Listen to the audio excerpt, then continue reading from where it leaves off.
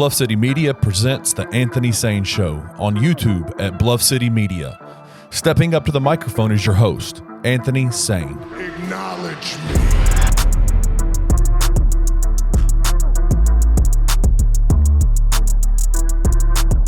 What up, what up, what up? Welcome everyone to the Anthony Sain Show, episode 2. Y'all made it back with your boy. We are here live at the Bluff City Media Studios. My boy Kenny Stubblefield behind the glass. Kenny, what's up with you, bro? My God, man, it's good to see you again, bro. Man, it's good to be here, man. It's good to be here on this beautiful. We're recording here live on a Thursday afternoon, Thursday evening. You guys are watching this around 3 p.m. Shout out to the people who set their alarms on their phones and set notifications on to watch the show here at 3 o'clock. Kenny, I got a couple bones to pick with you too, man. I got you, man. Come on. I noticed on everybody else's show, they still be having the countdown, man, the announcement, and it's coming at 3, and give you the, you got the timer saying when it come on. My shit just kind of come on, like. Well, let me tell you what happened. All right, man, if it's all line. I smell racist. I screwed up, man. I Will don't Coleman know. get a countdown? I mean, come on, bro. Listen, man. Well, listen, it ain't racist if it's Will Coleman. I have from the beginning. Do I gotta like publicly confess that I love white women to get you to give me a countdown? What I gotta do?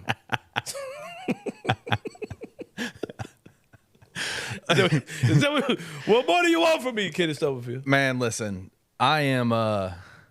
I'm a slacker, man. I don't know what to tell you, But bro. can I get a countdown? Will today's show have a countdown? Today's show's going to have a 4-minute countdown if you want it. Okay, bet. Because I noticed my guys, shout out to my guys with Grizzlies 9-on-1.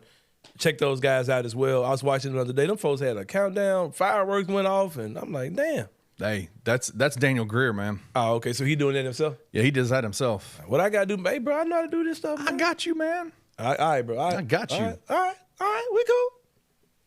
Yeah, but anyway, there will be a count. You guys probably saw a countdown before you saw the show today.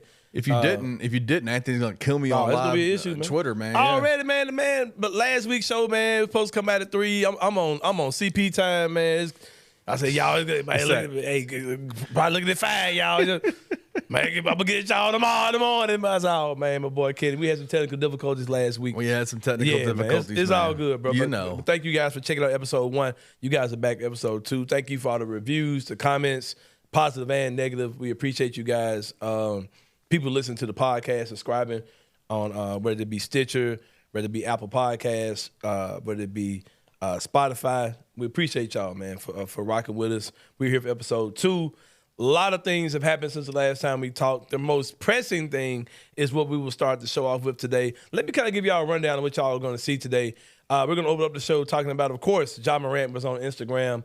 That typically is going to end up being something you don't want to hear when the conversation starts off with Ja Morant was on Instagram. But he was on Instagram the other day giving some shouts out to his family, and it went left. And we're going to talk about that today. And everyone instantly became a what's the word am I trying to say? A analyst. There was a lot of analyzing what everyone became a psychiatrist all of a sudden in light of Ja Morant's Instagram post. We'll talk about that today. Also, now we had a big guest last week. We had Jason Smith, my homie, my brother, my friend, my mentor, came on with us. He had a great segment. We talked about Ja with the whole shoe situation, parenting, and that whole thing with that. We have another guest today, Damichael Cole from the Commercial Appeal. He is the Grizz writer. He is not the only Grizz writer that Memphis has ever known, but he is a close friend of mine, brother. We just kind of latched together like we've been knowing each other from our first conversation. He's going to come on today.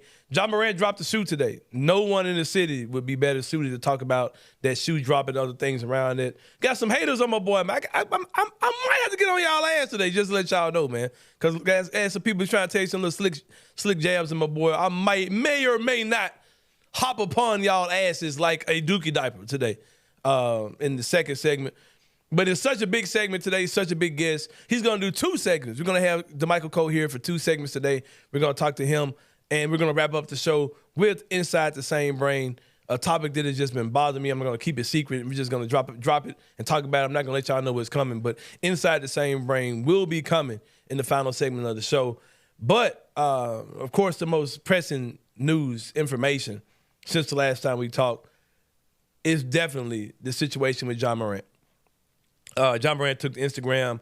He posted a story on Instagram. For you, those of you who don't know, there are two ways. Well, yeah, pretty much two basic ways you can post on Instagram. You can post a story, which is something that's going to disappear in 24 hours, or you can post something that's to your account, whether that be a picture or a reel or a video or whatever you're doing.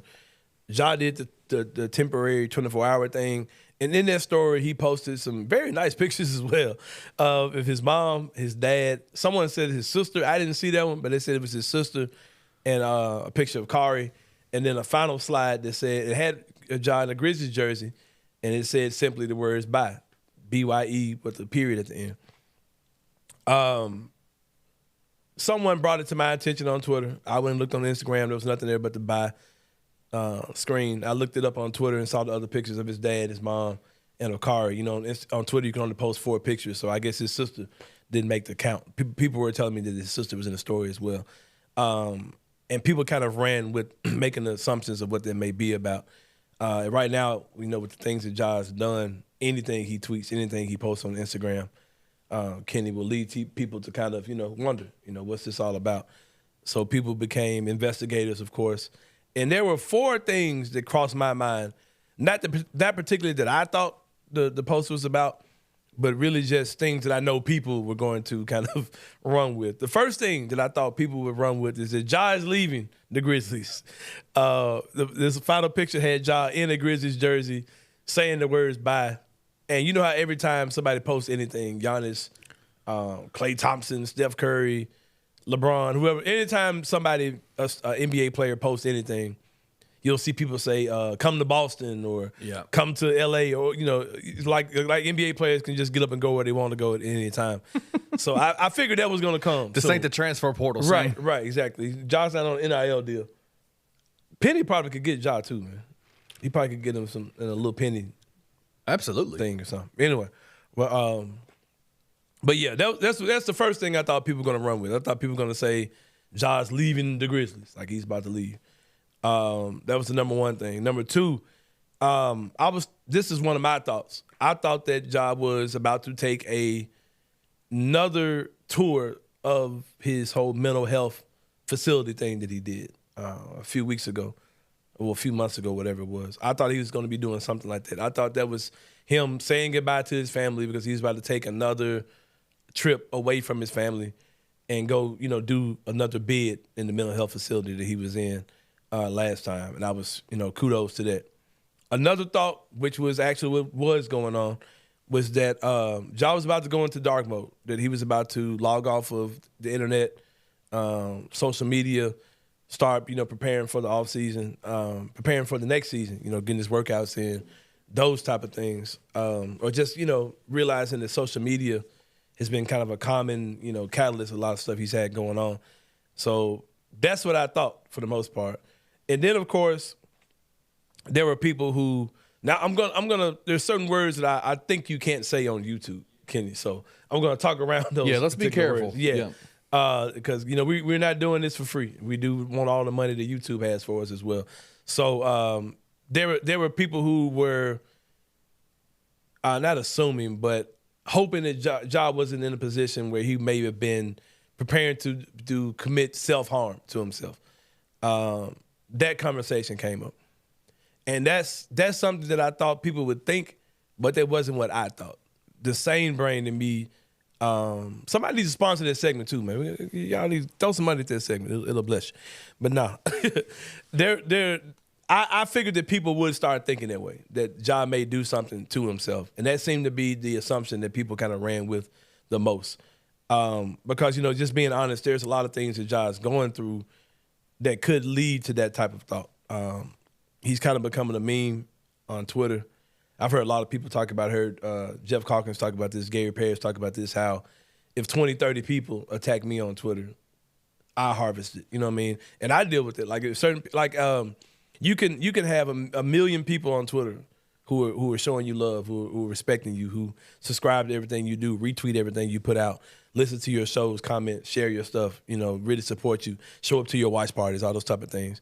But you can have one jackass in your comments or that tweets at you, that can, ruin your whole day. So imagine what Ja's going through when millions of people on Twitter are, and you look up and there's a new meme for you, every day, every few hours. There's somebody with Photoshop, making these things to make fun of you. And I'll even admit myself, even after all this stuff went out, I found a pretty funny Ja Morant meme, Kenny Stubblefield. He was, it was Ja, and he was doing the starting lineup thing, and there was a metal detector at the end of the line. Yeah. And I thought it was funny as shit. And this happened in the middle of, people wanting this job about to, self-harm or whatever. So I get it. I get how people could think that way. I didn't think that way. I wasn't thinking that way at all. It looked to me like he was about to log off, like he was about to go offline. And this is the reason why. This is how I saw it. A lot of people, shout out to Gary Parrish. Y'all know Gary Parrish is the GOAT in my eyes in this realm, in this arena. Gary, with all due respect, Gary was saying things like, if he was just logging off the internet, he wouldn't be acknowledging his parents, he wouldn't be acknowledging his daughter, those type of things. And I totally took it a different way than how Gary saw it. Yep, me too. When I saw it, I was like, to me it was like Ja was saying, look, I hear all what y'all are saying. I hear y'all saying how social media is killing me or whatever, and social media is doing this, doing that. And to me, my mom is hell of important. My dad is important. Right. My daughter's important. But this social media shit ain't. It's not important. It's not important. Yeah. Deuce. Yeah. I'm out. That's how I took the entire time. That's how I took it. I didn't want to talk about it much on Twitter because I didn't want to argue with people. And I also did want to prepare for the worst. I didn't want to be out talking about, I didn't want to minimize what he was saying. And then something actually does happen, then I'm looking dumb because I didn't, I ignored the signs or whatever. Well, sometimes it's best just to not say anything, right? Because nobody we don't knew, know, man. We Nobody don't knew. know. Yeah, nobody knew.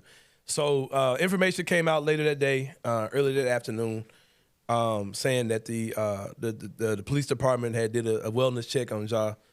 He was good, and the story came out confirming that he was just taking time off of social media. I have a question about that saying. Go ahead. I wish I was that important, man.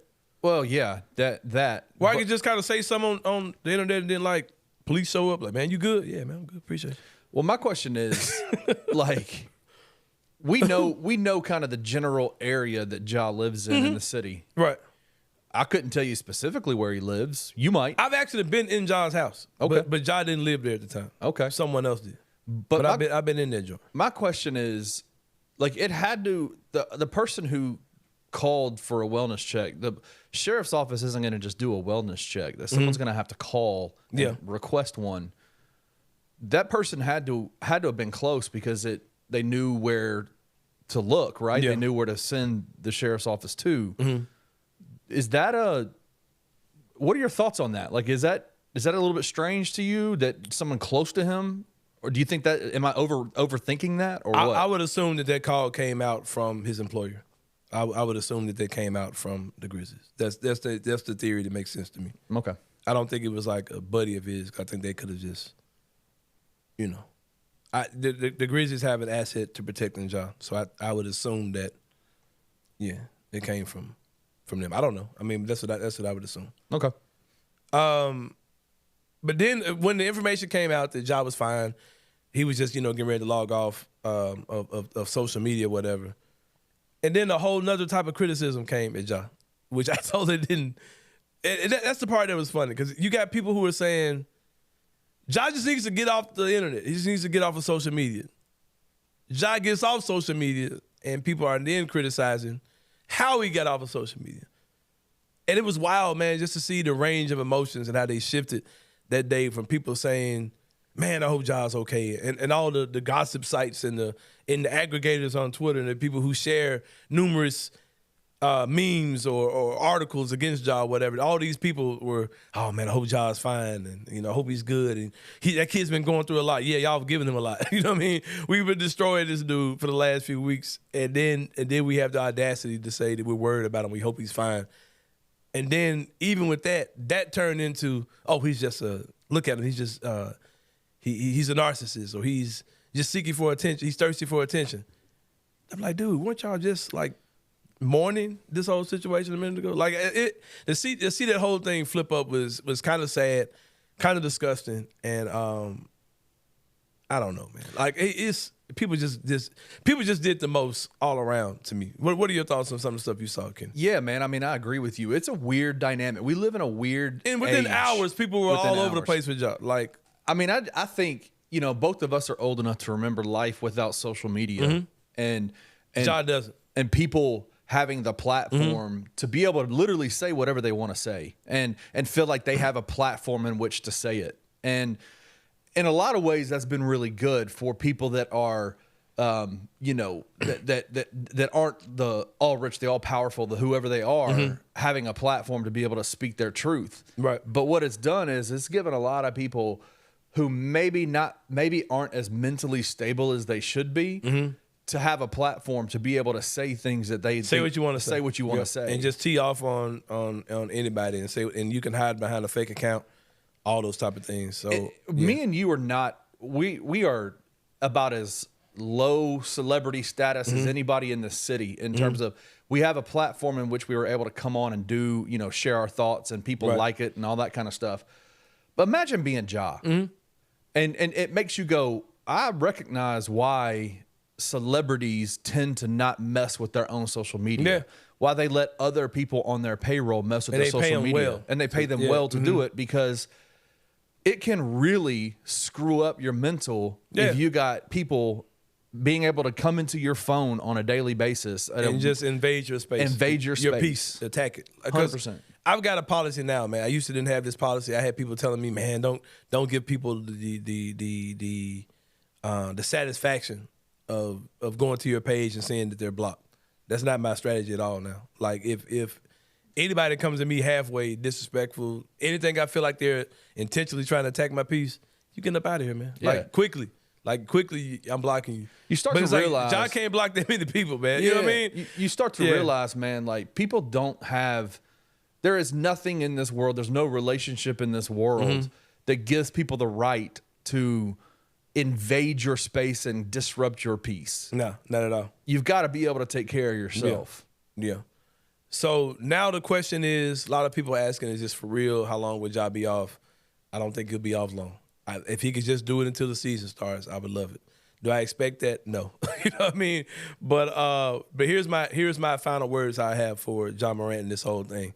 I'm glad you're good. I'm glad you're taking time away. I'm glad that you did acknowledge the things that are important, man. Your family, your mom, your dad, your daughter, your sister, your blood, man, your legacy and your child. All those things are super important. I'm glad he gets that.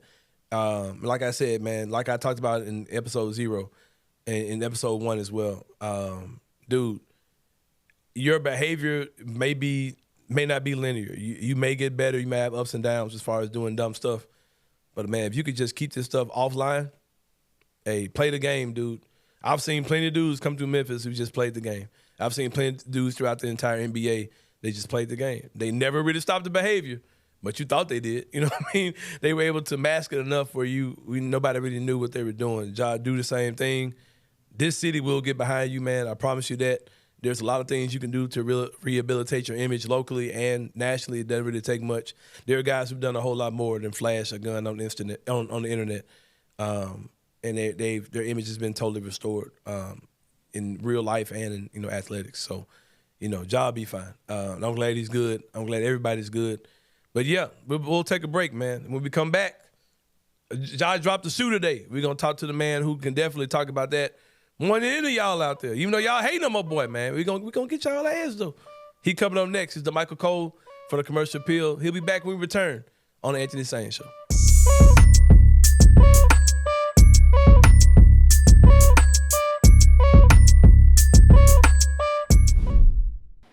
What's up, guys? I'm so excited to announce that we have partnered with Coaching for Literacy, and you can read more about them at coachingforliteracy.org or follow them on social media at Coaching for Literacy. Your subscription to Bluff City NIL is 100% tax deductible because of our partnership together. Thank you for supporting Memphis Tiger student athletes and helping promote the monumental cause of childhood literacy.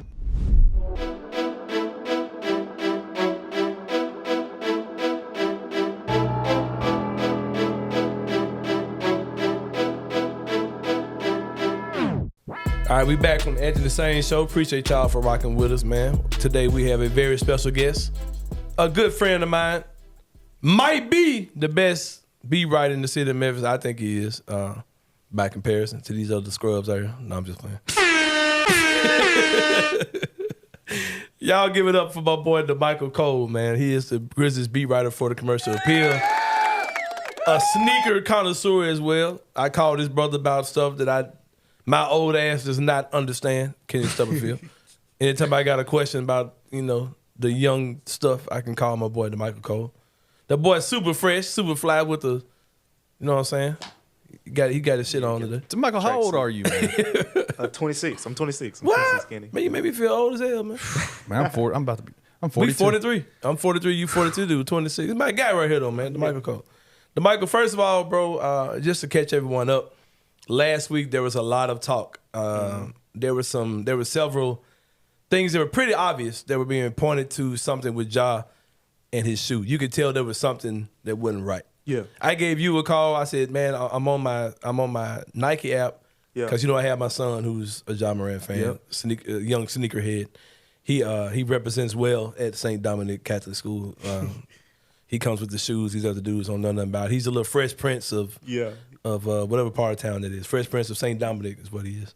So, of course, I'm keeping up with, you know what I mean? Mm-hmm. So I noticed on my Nike app that the Ja 1 shoe was on there, the new one that just came today, and you could click it and just say, this shoe's not available on the Nike app. Click here to go to the sneakers app. And so I went to the sneakers app, the shoe was there. And then the very next day I checked it again, and it wasn't on the Nike app anymore, but it was still on the sneakers app. Mm-hmm. But on the list of shoes like coming soon, it wasn't on there. Mm-hmm. So I said, let me call Damichael, because I get texts from Jason Smith. He's going crazy. Oh man, I'm telling you, man. Jason, I'm telling you, man, they ain't on there. So Jason texts me. He's telling me, I'm like, Jason, relax, bro. You know what I'm saying? It's those sneakers. It's not a regular Nike shoe, like Nike stepping again. This is my interpretation. You know what I mean? I don't know. So I called you, and you was like, nah, man, I don't think it's nothing. And then you drop a story. So I was like, oh, shit.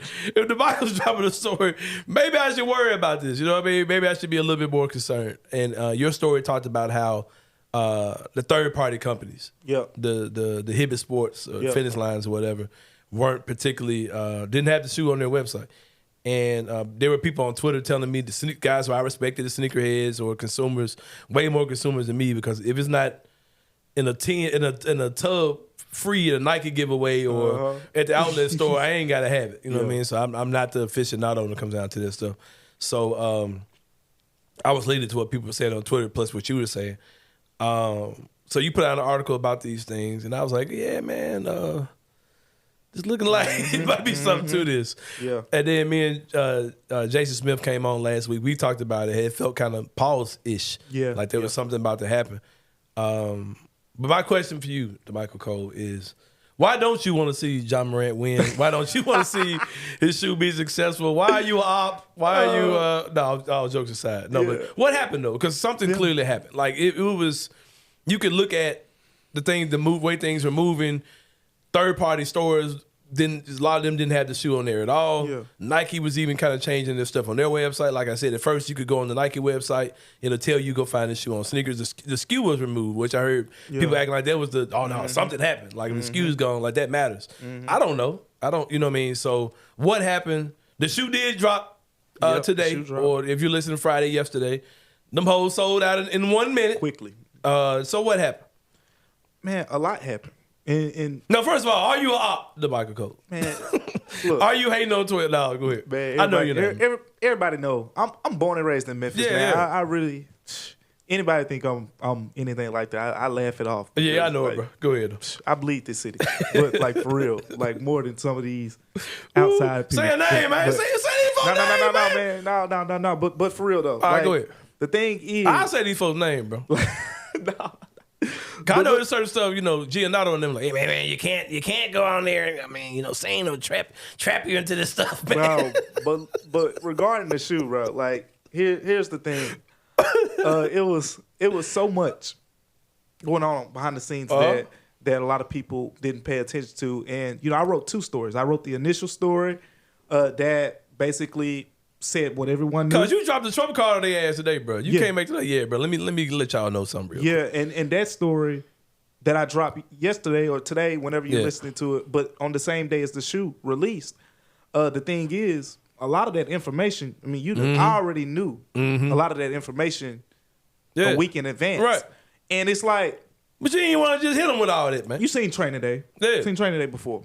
One of my favorite lines in Training Day, and it applied to journalism, is when he looking at Jake and they're in the room. You remember he tell him, he said, "It's not what you know, it's what you can prove." Right. Remember that scene? He said, "It's not what you know, it's what you can prove." And I knew all that stuff. Like people. I was talking to people, reaching out to people reaching out to me. You mentioned the conversation we had, and what stood out to me was the fact that a lot of the places like Finish Line, for example, Finish Line. If something is on Finish Line's launch calendar, it's projected to drop, and it may get moved, but if it's on the launch calendar, it's coming. Right. And the Ja Morants were on the Finish Line launch calendar, and you mentioned Hibbett Sports. Even at the time that I wrote the first story, Hibbett Sports, it was still up on the page. So if you go back and read my first story, I said it's. By the way, this is the part a lot of people really fail to leave out when I wrote the first story. In the first story, I basically said that you can still get the Ja 1 sneaker right now via the raffle on the sneaker app, and it's still available on Hibbett Sports. But again, now when the shoe was about to release, it wasn't on the Hibbett Sports app anymore. But at the time of my story, it was still up on Sneakers and Hibbett Sports. So eventually, it was down on the Hibbett Sports apps too. So it was off of Hibbett Sports, Finish Line.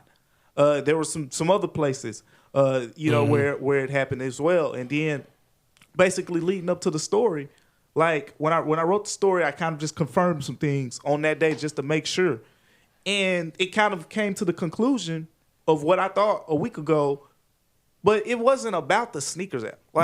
Sneaker app is for those who are familiar. And clearly, I wasn't going to get into war words with a lot of people, but the sneaker app is pretty much, for the most part, it's a lot of exclusive, limited release the big stuff. boy shit. Yeah.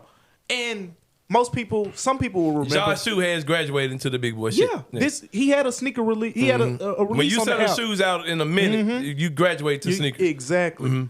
And he had a sneaker app release before. It was like a subtle release at the end of February. The teal joints. Yeah. The scratch. Just whatever they call it. The scratch. Yeah. The scratch Ja ones were released on the sneaker app out of nowhere, late February.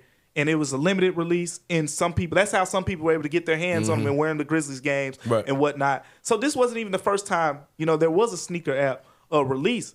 But this was the most public one because it was, it was on the app and they were promoting it on the app. But there wasn't much promotion outside of that. You go to the previous releases, Nike basketballs, posting about Ja, posting. Where's the post this time around? Something happened, man. So to deny that there was anything going on. Oh, it was a non-story is what people said. It was to say it's a non-story is come on. It's just nonsense. Yeah, it was so much. And at the end of the day, Nike was very impressed with how his shoe had been selling. So why would they dial it back? We know why they dialed it back. But come on, let's be it didn't make sense. They were waiting to see. And from what I was hearing, people were excited about this mismatch colorway. This was a colorway a lot of people. It's hard. Yeah, I like it. It's hard. Yeah. And a lot of people were looking forward to it. So the thing is, when I wrote the initial story, I wanted to point out the fact that, look, it's not on the Nike app no more. It's not on the Finish Line app no more. That is something that you need to be aware of because even if the shoe still drops, which it did on the sneaker app, a lot of you not going to be able to get it. And that's what I kind of made clear more today, in the second story. If you're in Memphis, Nike had bigger plans for this shoe than what Nike. At the end of the day, Nike had bigger plans for this sneaker. More people were supposed to get it. And when you got on Twitter that morning of the sneaker release, what did you see? A lot of people saying, "Oh man, we didn't get it. We barely missed it. I was on there at 9:05 and I missed it." But if the shoe dropped in Memphis, you missed it at 9:05. Guess what? Hibbett Sport opens at 10 a.m. Just drive over to Hibbett Sports. Finish Line open at 10 a.m. Go over there. Foot Locker open at 9 a.m. You go get the shoe. That's what happened when the day one sneaker released. A lot of people missed it on the Nike app, and I drove over to Hibbett Sports, and people walking in just casually buying the shoe and stuff like that. So you saying that the shoe, okay, because when you said that at first they were going to be available Then Nike had a bigger plan for these. Yeah. So those shoes still were allocated. You just had to go buy those in the store, and you couldn't buy them online. Is that what you're saying? No. So because they ain't burning up shoes. So where are those shoes? You know what I mean? I'm asking you because I don't know. Like, so where are those shoes at? The ones that they originally had planned to sell. So like from what I heard, basically is like they weren't distributed out to the stores, but as I put in the story, there was like a wait and see approach with like stores like Hibbett Sports, because they were expecting to get them. Like at Hibbett Sports, they were expecting to get them. Again, it was on the app and all that, but they were put in a wait and see approach. Right. And the truck.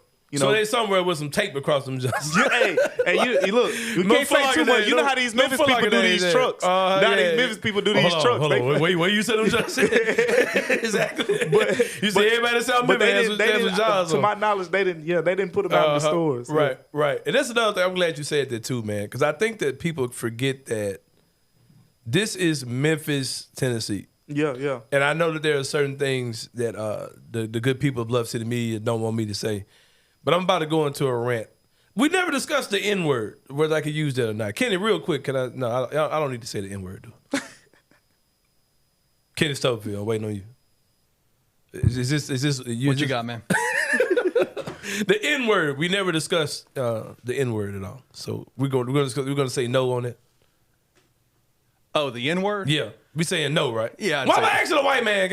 Anyway, all right. We're not gonna say. You make the decision yourself. I got you, brother. We're not gonna say the N-word. Yeah. But I'll let y'all put the N-word where y'all think it should go in this conversation. Do the little pause. We are from Memphis. Yeah.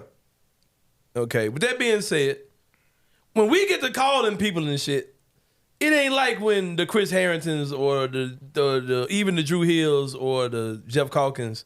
It's a different tier of phone call.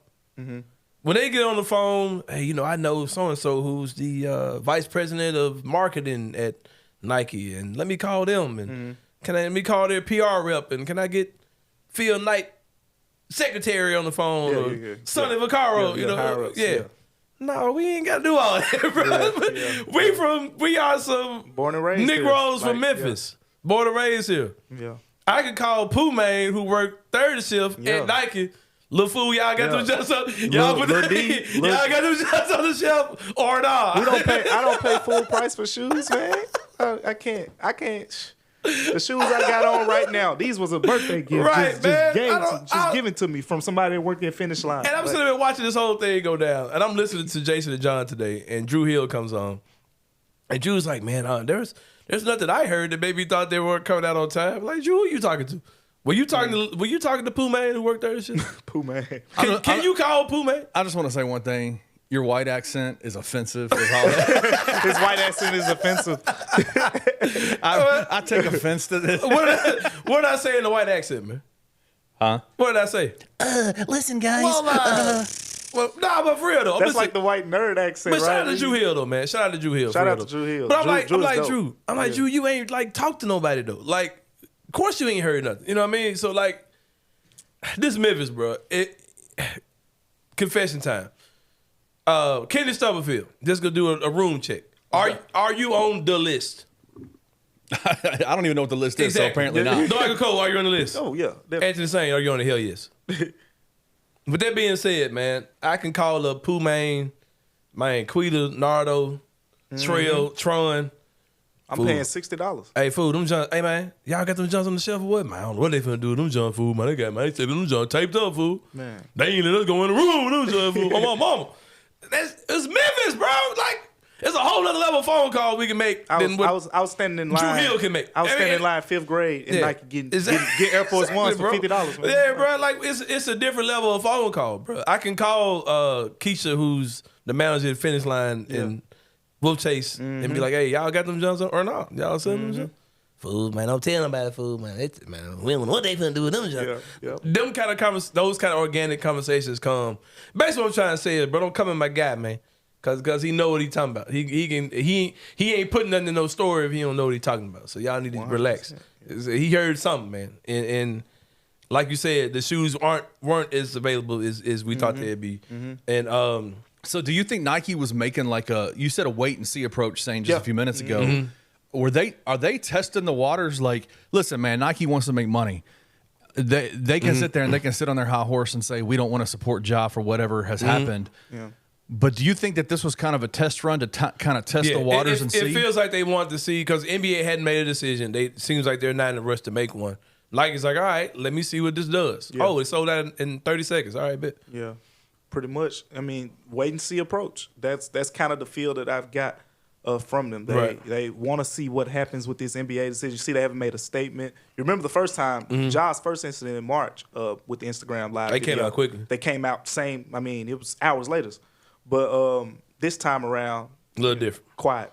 You know, Yeah. so definitely wait and see. They going to be more reacting to the NBA's decision. Now the question is, does this impact the way that Adam Silver is going to adjudicate this situation? Like the way that these shoes sold out, the way that it's clear that that the community has embraced Ja. They haven't let this man go. Like they're not letting this man go. Like he's still a beloved figure in the NBA world. I mean, And does this change? And the longer it goes on, the less people care. and are we surprised they sold out? Like No, not at all. Zero doubt in my mind that they, especially on the sneakers app. Like sneakers app, I mean, people. I'm not gonna throw the number out there, but I'll say people have said the number like 300,000. I mean, 3,000 shoes. 3,000 shoes. 3,000 shoes. That's nothing. Right. Like, I ain't. Tabo Self-Lotion probably sell out 3,000 shoes, man. Like for real. This man said Tabo Self-Lotion. But for real, It's still impressive they got up out of there quick, Oh, especially yeah. somebody that Now the people are quickness trying is to, different. You know, the quickness is that's the Ja effect. That's 100% all Ja. And But- if it was 10,000, it would have been that quick. They've been too. going like that too. I have a question though. As we wrap up this segment with my guy Damichael Cole from the Commercial Appeal, great beat writer, sneaker aficionado as well, and he knows Keisha that works on the third shift. Yeah, that's my girl. That know that them jumps still got tape on them in the undisclosed location. Why is it so hard to get the shoes? Period. Like. Yeah. And I know I don't understand. I used to work at Foot Locker in the mall of Memphis, and there was one way to get shoes. Come up there. Get your ass up and go get them. Yep. And they did some online stuff, some mail order stuff, but it was mostly just go get the shoes and you go get them. And we had the shoes that were taped up on the wall, so if somebody pulled one out, we'd know it'd break the tape, all those type of things. And that's how I know that they, that's where that whole thing comes from. But why is it so hard now? Because I heard people talking about the resellers and all these type of things. Then I've seen some haters because somebody put my tweet on Reddit talking about how y'all said all these things about Ja, but yet his shoes are still selling after y'all try to create him into a monster. Yeah. And they was like, well, it's robots. And I ain't even engaged, but I'll say this on the show. The fact that shoe was set up for robots to buy shows you the anticipation of that shoe. Yeah. And the robots aren't buying shoes and putting them in this AI hall of shoes. And they say, we keeping all the jars. These are for us. No, man, a person set up a program to go buy these shoes. They're going to get those shoes and resell them. And people are going to pay twice retail, two, three, 4 times retail for that shoe. So it's not just like, sneaker game, so yeah, man. Like, it's robots are buying them. It doesn't mean anything. It does because they know they can sell that shoe for 3 times as much. Exactly. As retail. So this is how it seems to me. This is my interpretation of it. You tell me if I'm wrong. Nike realizes that I don't have to make 500,000 pairs of the day ones because I can drop whatever amount of the day ones. They're all going to sell out. And I can come out with the day 2s and the day 3s and the booger greens and the throw up pinks and the shit stained browns. I can drop all these different colorways, and I know each one of those colorways is going to sell out fast. I can sell that same million pairs of shoes, but I know nothing's going to be stuck on the shelf. Nothing's going to get old. I'm not going to have anything I'm trying to get rid of because I can just sell them I can sell a million colorways. They're all going to sell out in minutes, as opposed to me dropping as many as you want of this particular color, and now they're sitting on the shelf because people are tired of buying those. Yeah. So but that approach sucks to me because it's like, if I want them and I can afford them, why can't I get this freaking shoe? You know what I mean? It's a business. Yeah, it sucks, man. Like, it sucks. Come on now. You think Quita on third shift. Do better. Throw your boy 10 and a half to the side. When they releasing these retro Jordans, they could double probably. I mean, so many people. I see people. Oh, they don't have to. They just talking don't about have the red sixes that just came out, and people still. I'm looking on Facebook now. They say, "Oh, this store got them. This store got them." Like they still trying to get their hands on those shoes because they go out so The fast. resale stuff is sad. People are saying that Nike is the resellers. Like they think they own stock. Nah, they don't like that stuff, man. I mean, like Foot Locker, directly. I think if they didn't like it, they can shut it down, though, bro. It's tough. I mean, because resellers, I'm not believing it. Resellers can go to Hibbett Sports, and I've had people work at City Gear tell me like people come in there buy 10 pairs. 20 pairs of shoes. But I'm saying, DeMichael, you telling me that Nike can't do like, okay, this isn't a human. I know this isn't a person. No. They possibly could. You know what I mean? But how you know that person doesn't have different phones? Like it's so many different ways. Like if I go on eBay or I go anywhere, there's something that makes me prove I'm a person. Yeah, right. I've never seen that on Nike. Yeah.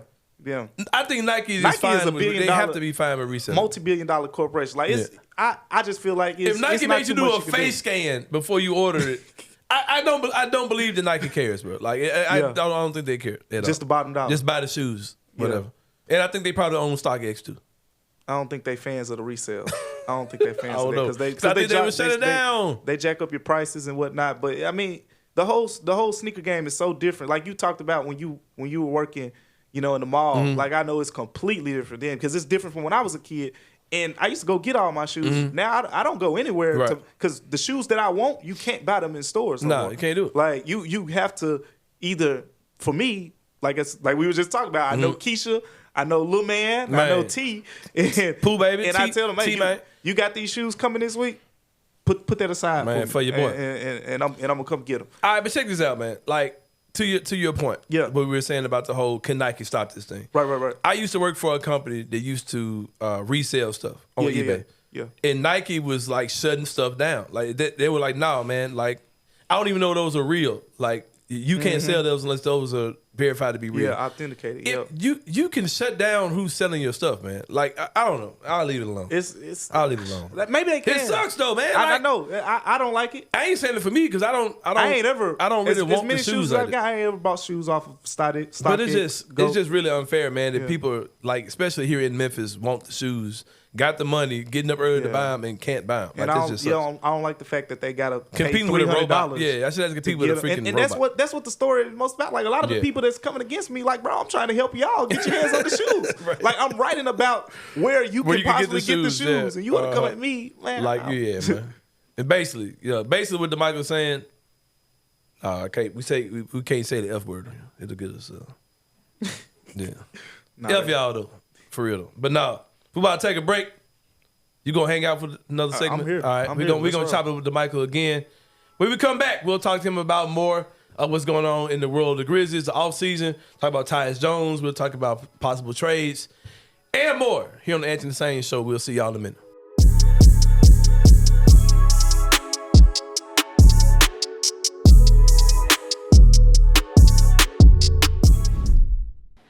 What's up, guys? I'm so excited to announce that we have partnered with Coaching for Literacy, and you can read more about them at coachingforliteracy.org or follow them on social media at Coaching for Literacy. Your subscription to Bluff City NIL is 100% tax deductible because of our partnership together. Thank you for supporting Memphis Tiger student athletes and helping promote the monumental cause of childhood literacy.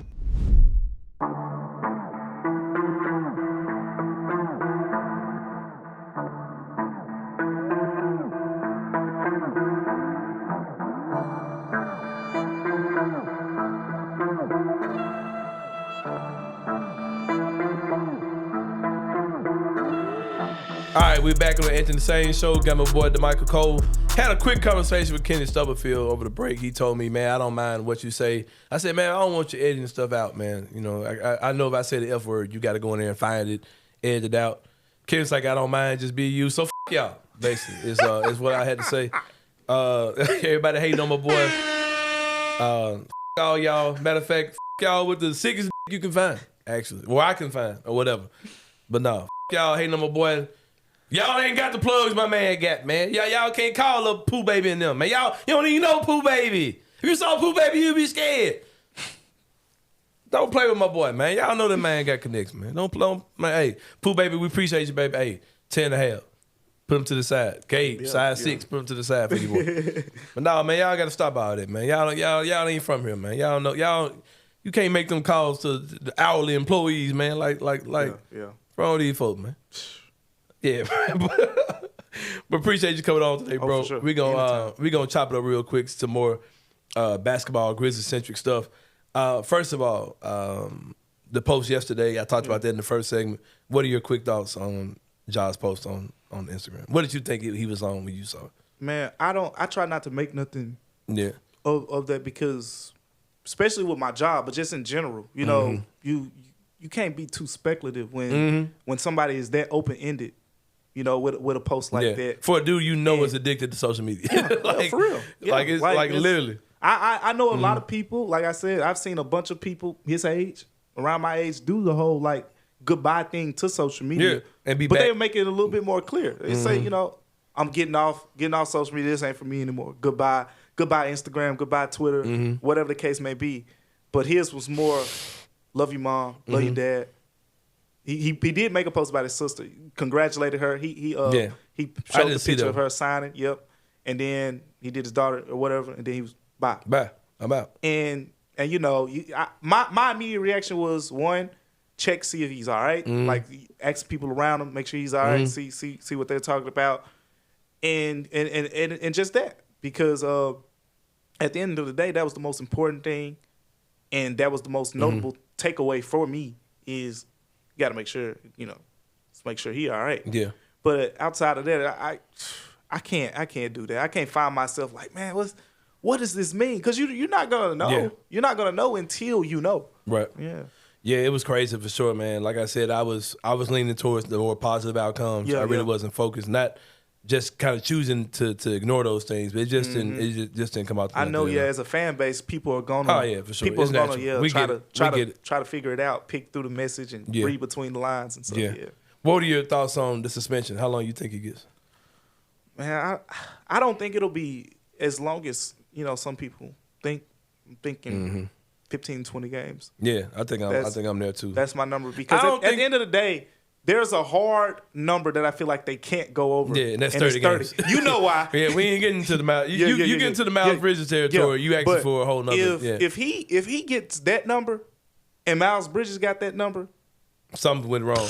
The league it's gonna be a statement. It's dudes in the league like, man, there's a lot of shit I can do. Man, for real. It's not a lot of stuff I can do. It might be some. The players association might clap back behind it. Yeah, that's kind of crazy, it's bro. a bunch of stuff that could come, and I'm sure they're aware of that. So I'm 15, 20 games. 15 just to say, man, look, you did not do a criminal activity. I've heard some people say, oh, not David Stern, Adam Silver might want to make an example or something like that. But that is an example, bro. Yeah. That many games? Yeah. 15. I think Jaren would miss the first 14 last season. It felt like he was out for a while. Man, yeah, for sure. So, 15 games. For sure. It's a solid number, man. Where are you at on trading Tyus Jones? Y'all, you know where I stand. Yeah. I think you in the same place too, because I heard you kind of dropping. Yeah. Yeah, I've kind of talked about it more, and I think it's at the end of the day, I feel like you don't trade him and go get a sorry small forward, like for real. You do need to go. You better get somebody that's gonna make this team a championship level. And when I say that, they don't need a superstar to be championship level. They don't need anybody, somebody that's gonna come average 20 points and get that. Great, but you just need a guy that's gonna. They're not gonna like the Lakers did Dylan Brooks. They ain't gonna sag off him and say we're gonna either double Dez or double Ja and just disrespect that guy. As long as you got someone, if I was to throw some names out there, Dorian Finney-Smith's going to knock down some shots. Of course, there's the Cam Johnson. You put him in the Desmond Bain, Luke Kennard category. If shoot that hole was a person. Man, for real. and then, Mikal Bridges, OG Anunoby, self-explanatory. But I feel like Tyus Jones, we did all this talking about him being a starting caliber point guard. That's how you promote him. At the end of the day, to them. Yeah. There are other teams out here that need a starting. The Clippers need starting point guard. Tyus Jones. The Nets, the Raptors, Fred VanVleet might not resign. Very possibly need it. Yeah. So the San Antonio Spurs. San Antonio Spurs with his brother. Go put him with little brother. And they really could use a point guard right now because every other position in the starting lineup is filled. Yep. Yeah. Didn't think about that one. Yeah. Spurs, call me. You know your boy number. But yeah, I'm throwing it out there to you though, man. There was a Bleacher Report story that came out today. Okay. And that Also, there are two things that usually go wrong. Ja posted something on Instagram. Yeah. And there was a Bleacher Report story. All right.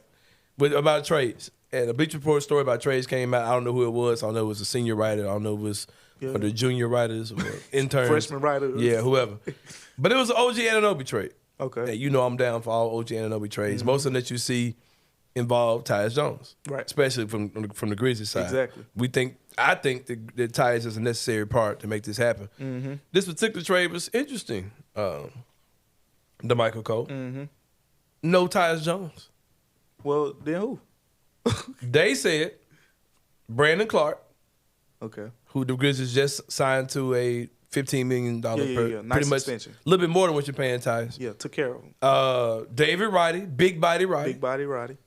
Zaire Williams, who a guy said on Twitter, if Zaire wasn't slow, the Grizzlies season would have been a whole lot different. I wonder who said that. But that was that me, man. Dude, it was a dude who said in a Twitter space, it was the funniest shit, man. He said, man, I ain't gonna lie, man. For real, bro. Zaire being slow really fucked up the whole year. That's what the dudes. That was like, bro. It was the most. That was the most Memphis. Yeah. Like recap of the season. Yeah. He kept up the whole season if Zaire wasn't slow. But it was right though. Like if Zaire was good, It's a fair point. it would change a lot. Exactly. Right. Yeah. So you got Brandon Clark, David Roddy, Zaire Williams, the Golden State Warriors 2024 pick, which is owed to us. That's this next draft. And our 2027 pick. Okay. So only one Grizzlies own pick going out. Yeah. The Warriors pick in 2027. So 2 first-round picks, Zaire Williams, David Roddy, Brandon Clark, to get you OG Anunoby. And you still have Tyus Jones. I don't think that worked for either side. Honestly. Man, what? Either side. I mean, because look, if I see why the white boys got on your ass. No. You talking about? Forget all y'all heard earlier. I see why they on your ass right now. Look, at the end of the day, David Roddy. Listen. I know what you're thinking. Man, you don't. I know what you're thinking. Because look, at the end of the day, I like Jake LaRavia potential, but here's the thing. This is why David Roddy is important. If you trade David Roddy, outside of the small forward that you acquire, OG Anunoby, if he gets hurt, or if he gets in foul trouble, who you bringing in the game to guard LeBron James? If OG Anunoby get hurt, David Roddy ain't OG Anunoby either, bro. But they trust him. That when Dylan Brooks, so you and Knicks, when Dylan you would Brooks say no to little, a trade over David Roddy? No. That's not the only reason. For one, the Raptors, you got to realize who you're dealing with. You talking about Masai Ujiri? Yeah, he ain't taking 2 picks. He ain't finna get finesse. What? 2 picks? He will finesse. He will finesse you. He will make you feel like you got finesse, and he will finesse you. But 2 picks, I don't think he's taking that. And at the end of the day, it's some Pascal Siakam, Brandon Clark. But BC ain't playing no one till next next playoffs. But his money playing. Yeah, bruh, I would do that pick in a New York minute. Kenny, stop for you real quick. Would you do that? Would you do that trade? This man said David Roddy. That makes no sense to me, man. You got to get rid. I would get rid of David Roddy fast to get OG. I'm about to say just bang. This man said David Roddy. Hear me out. I would too, but I just want you to think about this fact that if something happens to that guy, the wing defense would be so bad. You know what I'm gonna do? If that's the trade for real, yeah, I would trade David Roddy 6'4" ass. Yeah, and I would go draft another David Roddy at 25 in this draft. Yeah, okay, let me be clear. I think you do the trade if you're the Grizzlies. Man. Or the Raptors. Okay, I thought you were saying on either side. No. Y'all go back and rewind the video and go listen what this fool I think you do the trade if you're the Grizzlies. I was just talking about the problems that would come with it. But then you still have Tyus Jones as a trade asset. Still got Tyus Jones. Get rid of him and find another David Roddy. Who if you keep Tyus Jones and still get OG, you should still keep Tyus Jones. No, I still trade him. I still trade Tyus. I still get his ass. I go get a combo guard. I get a bigger guard that I can play with Ja. I go get an Alex Burks, so I go get a. You don't need to trade Tyus to get Alex Burks. I get Dennis Schroeder a little. You don't need to trade. You don't need to trade him to get him either. I'm just saying. I would trade Tyus for another wing or a big or something. Use that mid-level exception. I hear you, bro. But we all agree that for that trade. Yeah, for that Grizzlies 100% you taking that. There's not a single player from the Grizzlies side of that trade that would make me stop that trade. Including Brandon Clark. But that's the healthy key. Brandon Clark, I wouldn't care. Grizzlies side is the key. The Raptors. No. So you think it's definitely a Grizzlies? Oh yeah. I take that from Grizzlies. All right, real quick. There's a new level of criticism that has been coming out. There are people saying and I am people in this, that if the Grizzlies do upgrade the roster this year, that you do need to take a hard look at Taylor Jenkins if it doesn't work. If you're out first round of the playoffs, if you're not a team that's making a deep at this point, deep playoff run is conference finals. Like Right. If we just saw the Lakers fix their roster and make it to the conference finals, the Grizzlies' expectation next year has to be conference finals. It's assuming that they make the adjustments to the roster. Right. Do you think it would be fair for him to get criticism or to be in a potential hot seat based on, I think it's fair, but it's about how it looks more than the overall result. If the Grizzlies are having half court offensive problems again, because we've been talking. I've been on the beat 2 years. I don't know if they were talking about it the year before that, but the last 2 seasons for sure since I've been here, half court offense has been an issue. If that's an issue next season and predicting them to upgrade the small forward position, this is coaching at this point. It's coaching this is because you got everything you need. You got all the pieces in place, and you're still having the half Because by court. that time, whatever John's suspension is, it'll be in the past. You've had 40, 50 games exactly to push it out to be kind whatever you're going to be. So I think it's more about the trends because now you're talking about 5th year. So now it's like you're starting to notice the good and the bad. One of the longest tenured coaches in the league at that point. Which is wild. Yeah, it's like and that's another thing.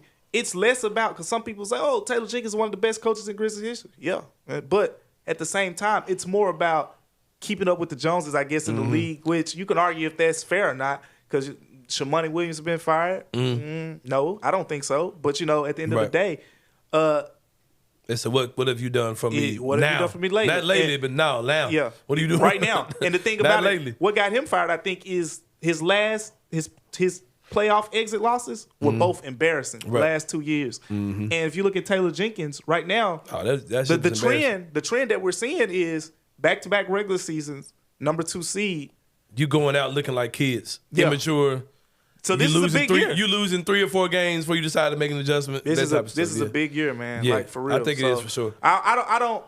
I don't know if it's hot seat year. I think it may be the warning year. It may be like, all right, look, this is next year. The year after may be his last chance. Right. But because this year, I mean, with everything he dealt with and all that, all the injuries, all the adjustments they have to make, not just throughout the season, but we're talking about March on. They went from top rebounding team in the NBA to basically middle of the pack and having to learn how to play adjusting to that. Like that's tough on any coach. So I don't blame him for that. But the half court offensive issues, the shooting problems that they've had, and some of that is personnel too.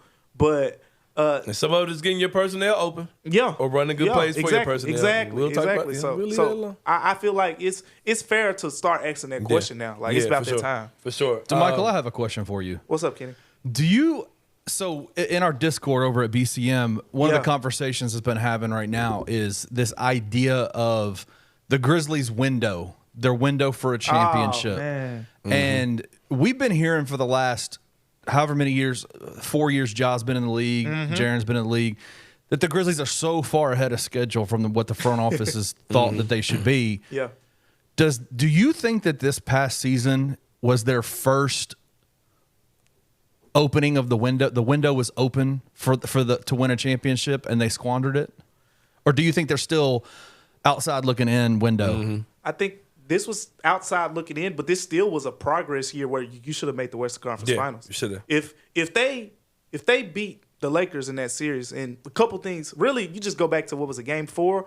Game 4, you don't let LeBron. If you do what the Denver Nuggets did in Game 4 of that series, you force LeBron to the left, and you bring a crowd, the same result happens.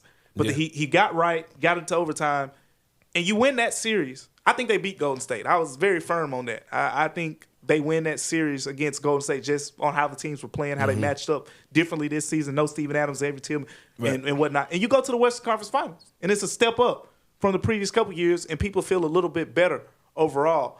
But the thing about the window is I don't think there's a concrete number that you can set on a window because every season is so different. Yeah. Like, it's two ways to look at it. You can talk about title windows, and you can go back to like the Brooklyn Nets in 2013 when they got Paul Pierce Kevin Garnett and those guys, and they had that small window with Darren Williams as well. Or you can go back to the late 80s all the way up to the late 90s with the Utah Jazz, and they kept running it back with the same squad until they finally got – like the Jazz had plenty of playoff exits with Karl Malone and John Stockton before they finally got to the finals. I mean, they were in their mid-30s, late 30s when they finally cracked that door down.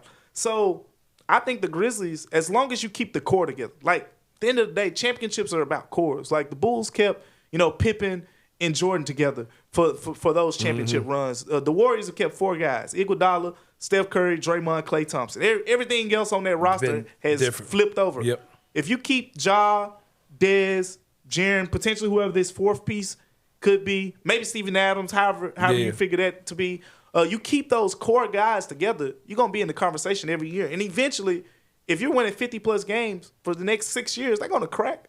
Like, injuries, injuries happen. Like the Grizzlies had a tough year this year. The Clippers had a tough year. It's going to flip around. It might be the Nuggets next year or whatever the case may be. You made a good point, and I kind of wanted to add to that because I had a dose of reality myself. Young core teams, you can talk about something that's rare.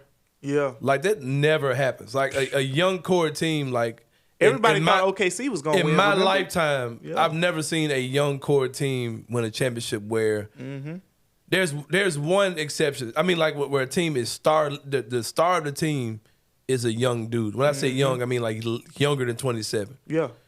There's one guy I can think of, and that was Dwayne Wade. Yep. When he won the championship, but he had plenty Shaq. of vets. He had Gary Shaq Payton on that roster. Yeah, Gary Payton. Yeah. All those dudes were. I forgot about that. All those guys. I want to say James Posey was on that team. Yeah, Posey too. He had all those vets on that team, but the star player was young. Antoine Walker. Yeah, plenty of vets. If you teams like the Grizzlies, they're just not old enough. and I'm not saying that like just trying to make an excuse, but if you look at history, it just hadn't happened. Man, the Oklahoma City Thunder in 2012, Kevin Durant, that was one of the most talented young rosters you will ever see. Serge Ibaka too. Serge Ibaka was elite back then. Pause.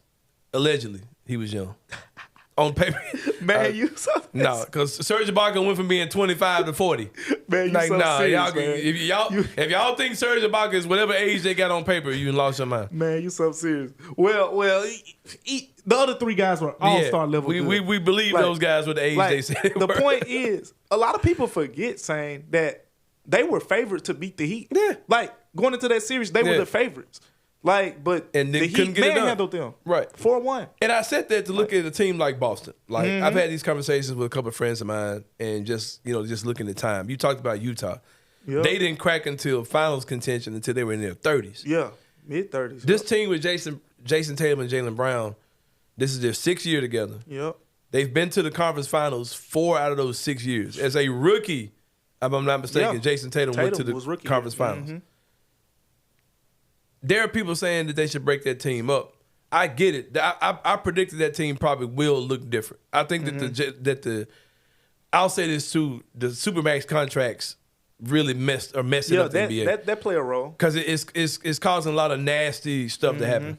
So I think the Jaylen Brown thing is going to get bad this summer. And I think he's going to want to get up out of there. But if you just think like, I think he's going to want that money. But listen to what I'm saying. $300 million. What we're saying time-wise is the exact same thing if the Chicago Bulls, who Larry Bird beat their ass every year. He never lost to the Bulls. Larry Bird never lost to Jordan. Right.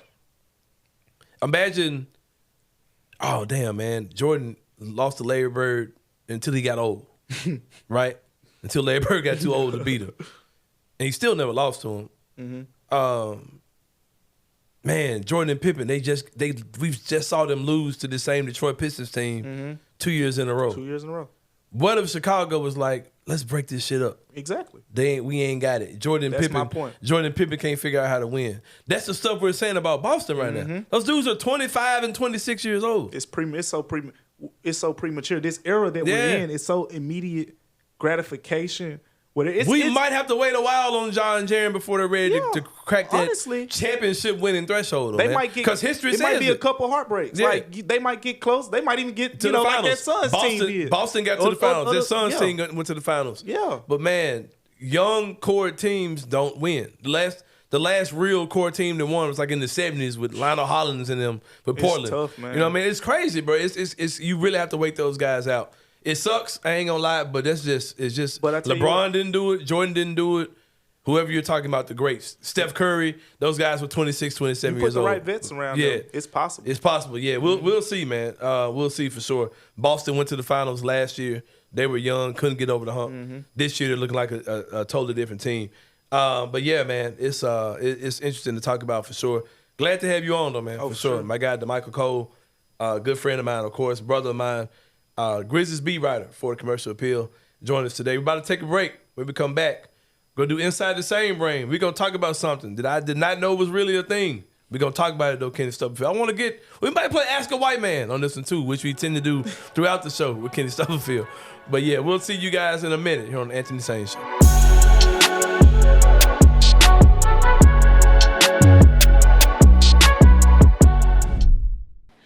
What's up, guys? I'm so excited to announce that we have partnered with Coaching for Literacy, and you can read more about them at coachingforliteracy.org or follow them on social media at Coaching for Literacy. Your subscription to Bluff City NIL is 100% tax deductible because of our partnership together. Thank you for supporting Memphis Tigers student athletes and helping promote the monumental cause of childhood literacy.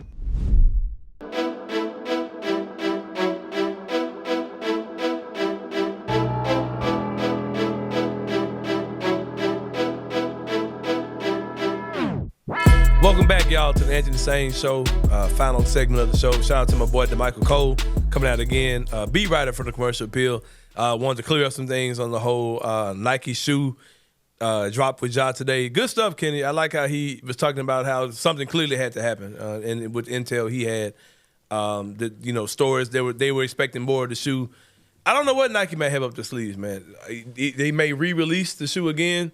I hope they do something like kind of a Guns for Jaws program thing or something. That would be pretty dope. Like, they're serious. Like, I wish if they did something like that, that'd be cool. I don't know, man. But we do know that the theme for today is that Ja does move units. So, I think the fact that, like I said, I think the worst parts of this are behind us. Yeah. I think Nike realizes, okay, yeah, Ja did what he did. People are still buying his stuff.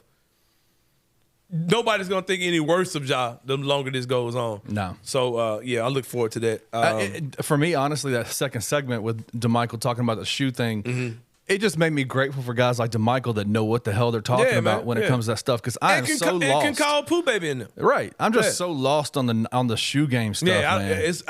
I'm so behind. I know nothing of what they're talking about. They're speaking another language to me for sure. 100%. But Kenny, another thing that confused me. As we get ready to wrap up the show, going into Memorial Day weekend, right? This is Memorial Day weekend. I have two things I'm gonna talk about again in the same brain. This is I know I have a vast audience that listens to this show. Absolutely. Black and white, rich and poor, Jew, Gentile, all listen to this show. And I will say that this is something that I want to bring up. This is for my black people out there who listen to the show. Memorial Day holiday is coming up. Kenny, I don't know how white people do things, but I know in the black community that we make every holiday a reason to do two things. Number one is to barbecue. We will, throw something on the grill at all times. I was listening to Keyshawn, Jay, and Max today, and they were talking about the difference between a cookout and a barbecue. I don't know any difference because in my community, we just say we're going to throw something on the grill. I don't know, DeMichael, wish he was still here. I think he probably would agree as well that you just throw some on the grill. That's what we kind of grew up with. When it was a cookout barbecue, those are pretty much synonymous. But any holiday, we're going to throw some on the grill. And we also look at it as a time to reflect on Big Mama or Grandmama and them or Auntie or Uncle or something like that. Black people, I'm here to tell y'all that Memorial Day is a day to remember those that have passed away. But it's for the soldiers. It's for the military. It's not for Big Mama. It's not for It's not for any of that, black people. So I love y'all, but let's leave Memorial Day for the fallen soldiers. Shout out to all y'all out there. But I do wish that black people would not Yeah, it's not for Big Mama. We love Big Mama. We miss her dearly. But Memorial Day is not for Big Mama. That's the one thing. There's one thing I want to talk about inside the same brain. Number 2, Kenny Stubblefield. I was out yesterday at Lowe's. I was looking for something called an aerator, I think it's called. Yep. It goes on the bottom of your sink, right? I had to replace that on mine. Right. So I went to Lowe's and went to go purchase this. And I was leaving out, I saw cleaning products. I was like, crap, I need some cleaning products, man. So I saw. They got you. Yeah, so I bought a bottle of Pine Sol, right? Because it had been a while since I had bought some Pine Sol. So I came home, cleaned up yesterday, and I smelled the vintage OG scent of Pine Sol in my apartment. And I felt accomplished, Kenny Stubblefield. I felt good about using the Pine Sol, and it smelled good in my house. And I was like, man, I made a proclamation on Facebook. And I said, man, Pine Sol is the smell of clean. Like, if y'all still using bleach, like there's something wrong with you, right? And I'll say something about me. I moved out of my parents' house when I was 18 years old. And for only maybe a year, I came back and lived with my parents. I mostly lived on my own. I haven't really lived I'm an adult man who's lived on his own a lot. I was married for 10 years, but I've always bought cleaning supplies and washed clothes, and I've always known how to do those type of things. So I didn't feel like I was out of turn, when I was talking about comparing cleaning products. But a lot of ladies chimed in, and they were telling me that, nah, you're crazy. Like, I love the smell of bleach. I was like, the smell of bleach smells like mildew. Yeah. Like, it smells like an old mop there's nothing that smells. Pine Sol smells good. Like, it actually has a pleasant smell to it. Right. Lysol smells like lemon, Lysol. Bleach smells like nothing good. Yeah. Like, it is. And they were talking about I got to have my bleach and light my candles, and I'm like, what? And one lady was like, I like the smell of bleach and ammonia. I was like, what? I was like, bro, what? Oh, like, Hey, what? man, she might be a serial killer for That's real. what I was saying. I was like, bro, what are y'all cleaning up? Murder scenes? Like, Exactly. What are y'all, She might like, be what are y'all cleaning up, man? She might be Dexter all over again, bro. And I'm like, man, these are like, and it made me wonder, Kenny. I've never cohabitated with a white person. I've never lived in the same roof as a white person. We're fun. What do y'all use? Because I know for Memorial Day, this kind of ties in because you might have company over. You might be cleaning up the house this weekend because you got people in town. Yeah. What cleaning products do y'all use? I mean, I think we use the normal cleaning products. Let me ask you What this. do we call it normal? The Lysol wipes. We use a lot Where are you at on bleach versus I don't other stuff? Listen, the only time I clean with bleach is if I'm having to like clean out some pipes and stuff like that. Like dumping it down a drain or something like that. I got a 9-year-old son, man, that is about the most disgusting kid you ever met in your entire life. You still ain't pulling out bleach, though. I pour bleach out into the toilet bowl. Right. But because these are some things that you hear in the black household. Right. Things like if I don't smell bleach, it's not clean. Yeah, man. Or if my head ain't spinning, or you ain't dizzy, it ain't clean. Those are the things that you hear in our community. Yeah. And I was having a real conversation with people. Was like, no, for real. Like, no, Pine Sol ain't it. Then one person like, I gotta mix the Pine Sol and the bleach together. This sounds like an explosive. It sounds like something that'll kill you. No, it sounds like napalm. That's how you. That's what they did in the Korean War. I'm like, what are you talking about? I have a question for you about cleaning stuff. On. I got one more for you, but go ahead. So I want to know if this is a distinction between females and males, or if this is a white and black thing. All right, come on.